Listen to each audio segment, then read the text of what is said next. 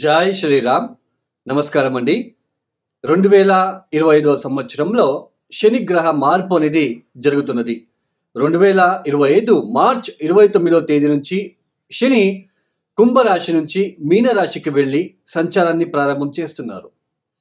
ఈ ఏదైతే శని గ్రహ మార్పు మీనరాశిలో సంచారం జరుగుతున్నదో ఈ 2.5 సంవత్సరాల పాటు ద్వాదశ రాశుల వాళ్ళకి ఎలాంటి ఫలితాలు రాబోతున్నాయో తెలుసుకుందాం. ముఖ్యంగా దానికన్నా ముందు శని గ్రహం గురించి కొన్ని విషయాలు మీకు చెప్తాను. ఎందుకంటే మీరు అర్థం చేసుకోవాలి అనే ఉద్దేశంతో దీన్ని ఎవరు కూడా సోది అని అనుకోవద్దు. ఇక్కడ ముఖ్యంగా మన జన్మ జాతకంలో శని ఏ స్థానాల్లో ఉన్నాడు, ఎలాంటి సిచ్యుయేషన్లో ఉన్నాడో తెలుసుకోవాలి. శని బలిష్టంగా ఉన్నప్పుడు ఎలాంటి ఫలితాలు వస్తాయి ఆ ఒక వ్యక్తికి, శని బలహీనంగా ఉన్నప్పుడు ఎలాంటి ఫలితాలు వస్తాయో మనం ముందుగా తెలుసుకుందాం. శని ఒక వ్యక్తి జాతకంలో బలిష్టంగా ఉన్నప్పుడు, శని అంటే ఏంటి, శని గ్రహం అంటే ఏంటి, సమాజంలో ఉన్న ఒక మనకంటూ సమాజంలో ఒక గుర్తింపు ఉంది, సమాజంలో మంచి స్టేటస్లో ఉంటున్నాము, మంచి జాబు, అటు రాజకీయంలో కావచ్చు, అటు ఏదైనా బిజినెస్ వైజ్ కావచ్చు, మనం మంచి పొజిషన్లో ఉన్నాము అంటే దానికి కారణం శని గ్రహం. పెద్ద పెద్ద మేనేజర్లు, పెద్ద పెద్ద పొలిటీషియన్స్కి అందరికీ కూడా శని గ్రహం ప్రముఖమైన పాత్ర అనేది వస్తుంది. ఇక్కడ ఎందుకు అంటే మన కింద ఉన్న వాళ్ళందరూ మన మాట వినాలి అంటే అది అక్కడ శని గ్రహం చాలా బలిష్టంగా ఉండాలి.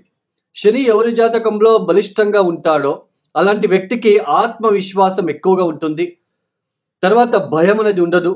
సమాజంలో మంచి గుర్తింపు, పేరు ప్రఖ్యాతులు అనేది వస్తూ ఉంటాయి.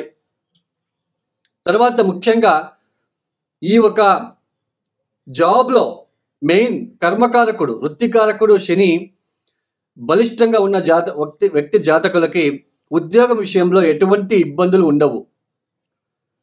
తర్వాత సమాజంలో కీర్తి ప్రతిష్టలు ఎక్కువ అవుతూ ఉంటాయి రోజు రోజుకి కూడా.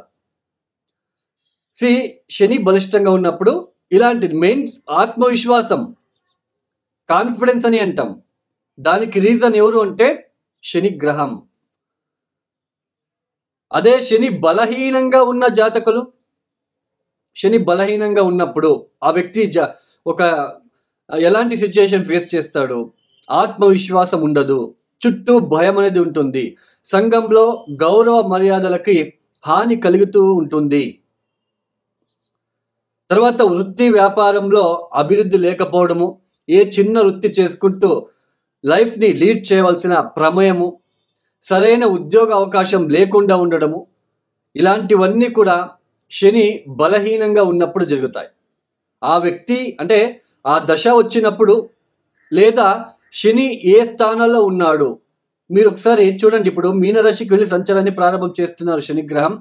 మీనరాశిలో అష్టకవర్గ బిందువులు ఎన్ని ఇచ్చారో చూసుకోవాలి. అష్టకవర్గ బిందువులు చాలా ఇంపార్టెంట్.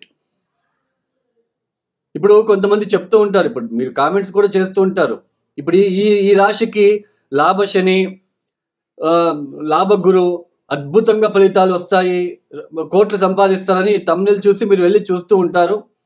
బట్ అక్కడ మీరు కింద రాస్తూ ఉంటారు మీరు చెప్పినట్టు జరగట్లేదని. ఎందుకు? గోచారం వేరు, జన్మజాతకం వేరు.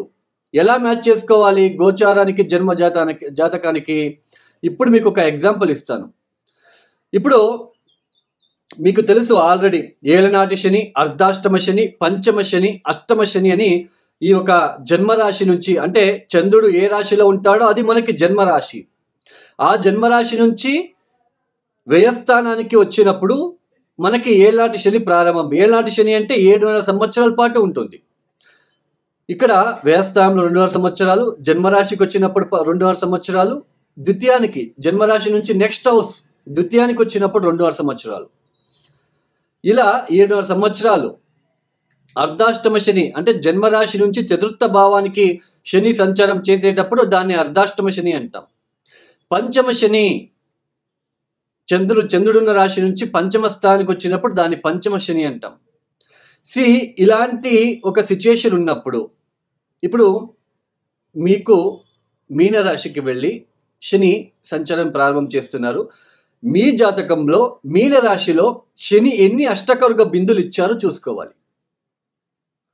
ఏ 0, 1, 2, 3 ఇచ్చి ఉంటే ఆ ఒక ప్లేస్‌లో శనికి అక్కడ బలహీన పడ్డాడు అని అర్థం. బలహీన పడినప్పుడు ఆయన ఇబ్బందులు పెడుతూనే ఉంటాడు. ఈవెన్ ఏళ్నాటి శని, అర్ధాష్టమ శని కూడా. ఈవెన్ లాభస్థానానికి వచ్చినప్పుడు కూడా అష్టకర్గ బిందులు చాలా ఇంపార్టెంట్. ఇప్పుడు మీనరాశిలో పుట్టిన ఒక వ్యక్తి ఉన్నాడు. ఇప్పుడు మీనరాశికి ఏళ్నాటి శని ప్రారంభమైంది. ఇప్పుడు జన్మరాశికి శని వస్తున్నాడు. ఇప్పుడు గనక మీనరాశిలో పుట్టిన ఏదైనా జాతకులకి శని మహాదశనే జరుగుతూ ఉంటే ఒకవేళ చంద్ర మహాదశ జరుగుతూ ఉంటే వాళ్ళకి ఇది తీవ్రమైన కష్టాలకి గురి చేస్తుంది. అంటే తీవ్రమైన కష్టాలు, బాధ ఎక్కువ అవుతూ ఉంటాయి. అర్థమైంది కదా? గోచారము మనకి జన్మజాతకం ఎలా మ్యాచ్ చేసుకోవాలో, ఒక స్థానం నుంచి ఒక స్థానానికి ఒక ప్లానెట్ వెళ్తున్నప్పుడు ఆ స్థానం ఎన్నో రాశి అవుతుంది, ఎన్నో లగ్నం నుంచి ఎన్నో రాశి అవుతుంది, ఆ స్థానానికి అష్టకర్గ బిందులు ఎన్ని ఇచ్చారో చూసుకోవాలి. అష్టకర్గ బిందులు చాలా ఇంపార్టెంట్. తర్వాత ఇప్పుడు శని మీనరాశికి వెళ్తున్నాడు, సంచారాన్ని ప్రారంభం చేస్తున్నారు. అక్కడ శనికి శత్రుగ్రహాలు ఏమైనా ఉన్నారా చూసుకోవాలి. శనికి శత్రుగ్రహాలు ఎవరెవరు? సూర్య, కుజ, కేతు అక్కడ ఏమైనా ఉన్నారా చూసుకోవాలి. ఏళ్నాటి శని, అర్ధాష్టమ శని, పంచమ శని జరిగేటప్పుడు ఒక ఇంటికి వచ్చినప్పుడు ఒకలాగా ఫలితాలు. పంచమ శని అంటే పంచమానికి వచ్చినప్పుడు దాన్ని పంచమ శని అంటాం. సామాన్యంగా కర్మకారకుడు పంచమానికి వచ్చినప్పుడు బుద్ధిశక్తి, ఆలోచన విధానం. పంచమ స్థానం అంటే ఏంటి? బుద్ధిశక్తి, ఆలోచన విధానము, సంతానము, మన అభిరుచి. అలాంటి స్థానానికి వచ్చినప్పుడు ఎలాంటి మనకి ఆలోచన ఇస్తాడు శనిదేవుడు అంటే, కష్టపడి పని చేయడం ఎందుకు? షార్ట్ కట్లో వెళ్ళిపోదాం, జూజాడము, బెట్టింగ్లు, ఇన్వెస్ట్మెంట్ చేసి డబ్బులు నష్టపోవడం లాంటిది. అక్కడ అలాంటి సిచ్యుయేషన్ ఏర్పడుతుంది. ఒక ఇంటికి వచ్చినప్పుడు ఒక లాగా ఫలితాలు అనేది వస్తూ ఉంటాయి. అన్నీ కూడా ఒకేలాగా ఉండవు. ఈ సమయంలో కూడా పరిహారాలు చాలా ఇంపార్టెంట్ అండి. జంప్ స్టోన్ వేసుకోవడము, నీలమణి జంప్ స్టోన్ వేసుకోగానే పంచమ శని, అర్ధాష్టమ శని ఇబ్బందులు తగ్గుతాయి అని నమ్మడము. తర్వాత నల్ల బట్టలు వేసుకోండి అని చెప్తూ ఉంటారు కొంతమంది. శని ఇబ్బంది పెట్టడానికి వచ్చినప్పుడు ఆయన వస్తువులు ఎందుకు వేసుకోవాలి అండి? అందులోన జంప్ స్టోన్ నాటే అంత మంచి ఫలితాలు వస్తాయి అని మాత్రం అనుకోవద్దు. ఒక జంప్ స్టోన్ ధరించగానే మనకి అంతా కర్మ నుంచి బయటపడతాము. This is fake sentence. Jump stone వేసుకోగానే మనకి ఉద్యోగాలు వస్తాయి, ఫేక్. మనకి ఇదే ఎందుకంటే మనము అత్యాశ ఎక్కువైపోయింది.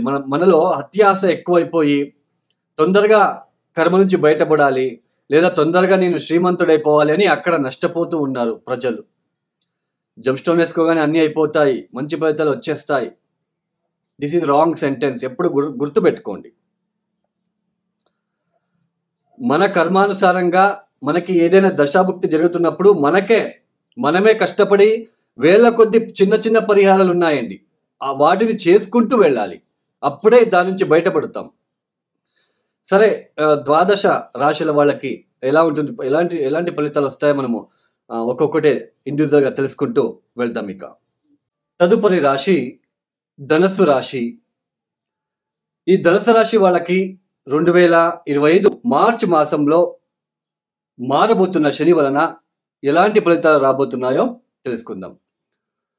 ఈ 2 సంవత్సరాలు కూడా, అంటే గత 2 సంవత్సరాలు కూడా తృతీయ భావంలో శని సంచారం జరిగింది. కాస్త కొంచెం మంచి ఫలితాలే మీరు చూసి ఉంటారు.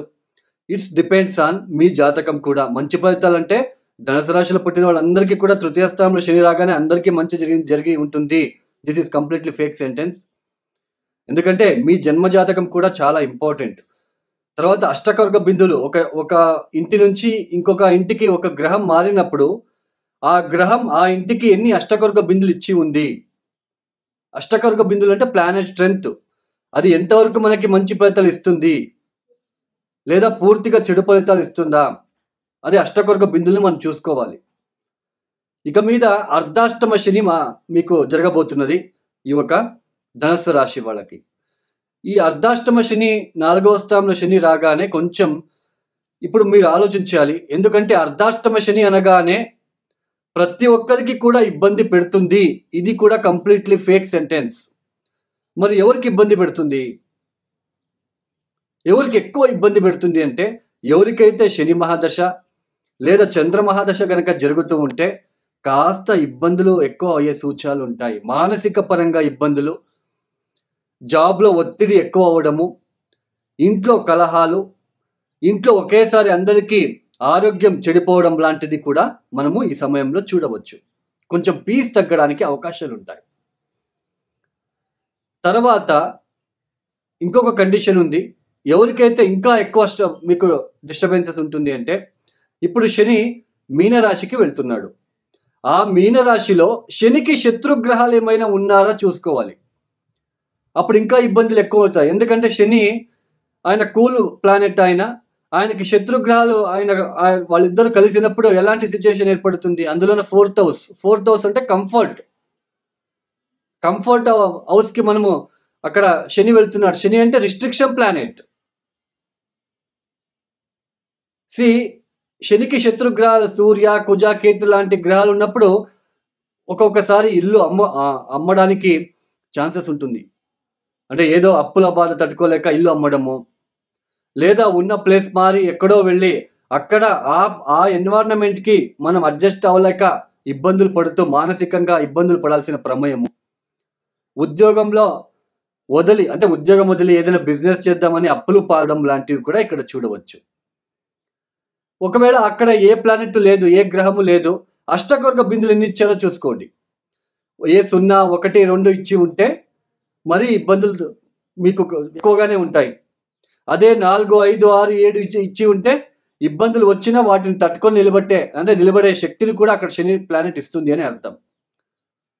అయితే ఇక్కడ ధనుసు రాశి వాళ్ళకి ఇప్పుడు మీకు చెప్పాను. అంటే ఎవరికైతే శని మహాదశ, చంద్ర మహాదశ జరుగుతూ ఉంటే, తర్వాత అక్కడ ఏదైనా ప్లానెట్ శనికి శత్రుగ్రహాలు ఉంటే, అష్టవర్గ బిందువులు తక్కువ ఉంటే వాళ్ళకి ఎక్కువ ఇబ్బందులు ఉంటాయని అర్థం. మీ జన్మజాతకంలో గ్రహ దశలు బాగా ఉంటే, మంచి గ్రహ దశ జరుగుతూ ఉంటే పెద్దగా ఇబ్బందులు ఉండవు. అయితే అర్ధాష్టమ శని వచ్చినప్పుడు కొంచెం ప్లేస్ మారడము, అంటే ఉన్న గృహం నుంచి ఇంకొక గృహానికి వెళ్ళి అక్కడ క్లైమేట్‌కి అడ్జస్ట్ అవ్వలేక మానసిక పరంగా ఇబ్బందులు, ఉన్న ఉద్యోగం మానేసి వేరే ఉద్యోగానికి వెళ్ళి అక్కడ మళ్ళీ ఇబ్బందులు పడడము, ఇలాంటివన్నీ ఈ సమయంలో చూస్తారు. బట్ అది ఎంతవరకు చూస్తారు?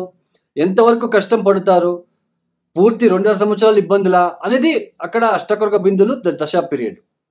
అయితే ఈ 2025 సంవత్సరంలో ఈ అర్ధాష్టమ శనితో పాటు మనకి తృతీయ రాహు యోగిస్తున్నాడు. సప్తమ గురుబలం రాబోతున్నది మీకు. సో పెద్దగా వరి అవ్వాల్సిన అవసరం కూడా లేదు. అంటే మార్చ్, ఏప్రిల్ మాత్రమే కొంచెం ఇబ్బందులు. మే తర్వాత కొంచెం ఇబ్బందులు తక్కువవుతాయి మీకు. సో ఎవరు వరి అవ్వకండి. సో ఈ ధనుసు రాశి వాళ్ళు తప్పనిసరిగా శని త్రయోదశి రోజు ఈశ్వరుడికి నువ్వులనూనెతో అభిషేకము, శనివారం కూడా కొంచెం నిరాశ్రితులకి, గృహం లేని వాళ్ళకి, వృద్ధాశ్రమాలకి వెళ్ళి బెడ్‌షీట్లు అట్లాంటి డొనేషన్ ఇవ్వండి. నువ్వులతో చేసిన తీపి పదార్థాలని ఆవులకి తినిపించే ప్రయత్నం చేసుకోండి. ఎవరికైనా పర్సనల్ హారోస్కోప్ కన్సల్టేషన్ కావాలనుకుంటే డిస్ప్లే అవుతున్న నంబర్‌కి నేరుగా నాకు కాల్ చేయండి. ఈ యొక్క వీడియో మీకు నచ్చితే లైక్ చేయండి, షేర్ చేయండి, సబ్స్క్రైబ్ చేసుకోండి. సర్వే జనో సుఖినో భవంతు. ధన్యవాదములు. జై శ్రీరామ్.